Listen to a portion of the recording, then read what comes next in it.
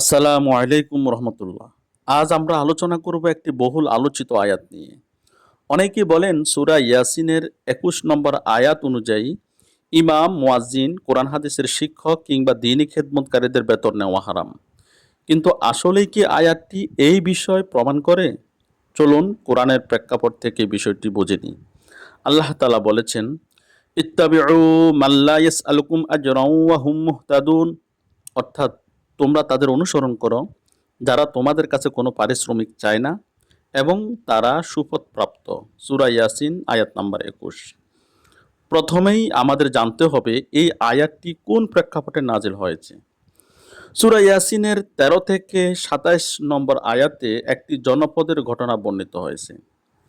সেখানে আল্লাহ তাআলা কয়েকজন রসূল প্রেরণ করেছিলেন, কিন্তু সেই জনপদের লোকেরা রসূলদের অস্বীকার করল। তখন শহরের শেষ প্রান্ত থেকে একজন ঈমানদার ব্যক্তি ছুটে এসে তাদের সম্প্রদায়কে বললেন, তোমরা রসূলদের অনুসরণ করো, তারা তোমাদের কাছে কোনো পারিশ্রমিক চায় না। এখানে তিনি কোনো ফিকহি মাসালা বর্ণনা করেননি, তিনি রসূলদের সত্যতা ও নিষ্ঠার একটি প্রমাণ তুলে ধরেছেন। অর্থাৎ দেখো, এরা তোমাদের সম্পদ, ক্ষমতা বা ব্যক্তিগত স্বার্থের জন্য দাওয়াত দিচ্ছে না, বরং তোমাদের কল্যাণের জন্য আল্লাহর দিকে ডাকছে। এখন প্রশ্ন হলো, এই আয়াত কি সকল যুগের সকল দ্বীনী কর্মীর জন্য বেতন হারাম ঘোষণা করেছে? উত্তর হলো না।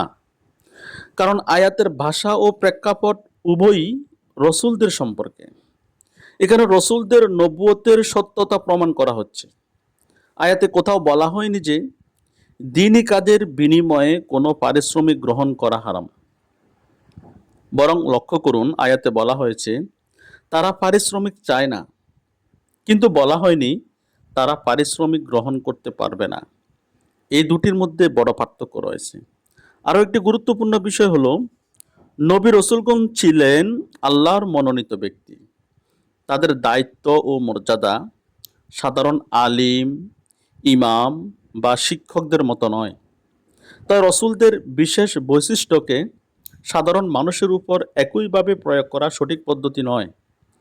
বর্তমান সময়ে একজন ইমাম, মুয়াজ্জিন বা মাদ্রাসার দ্বীনী শিক্ষক যদি সারাদিন দ্বীনের খেদমতে ব্যস্ত থাকেন, তাহলে তার পরিবার পরিজনের ভরণ পোষণের দায়িত্ব কে নিবে? সমাজ যদি তাদের প্রয়োজনীয় জীবিকার ব্যবস্থা করে, তাহলে সেটাকে আয়াতের বিরোধী বলা যায় না। এ কারণেই ইসলামের ফকিগণ যুগে যুগে প্রয়োজনের ভিত্তিতে ইমামতি, আজান, কোরআন শিক্ষা এবং অন্যান্য দ্বীনী সেবার জন্য পারিশ্রমিক গ্রহণের বৈধতা নিয়ে আলোচনা করেছেন। সুতরাং সূরা ইয়াসিনের ২১ নম্বর আয়াতের মূল বক্তব্য হলো, আল্লাহর রসূলগণ নিঃস্বার্থভাবে মানুষকে সত্যের দিকে আহ্বান করেছেন। এটি রসূলদের সত্যতার দলিল। কিন্তু এ আয়াতকে ধরে ইমাম, মুয়াজ্জিন বা দ্বীনী শিক্ষকদের বেতনকে হারাম বলা আয়াতের শানে নুজুল, প্রেক্ষাপট এবং উদ্দেশ্যের সাথে সামঞ্জস্যপূর্ণ নয়। আল্লাহ তাআলা আমাদের কোরআনকে তার সঠিক প্রেক্ষাপটে বোঝার তৌফিক দান করুন। ওয়া মা আলাইনা ইল্লাল বালাগ। আসসালামু আলাইকুম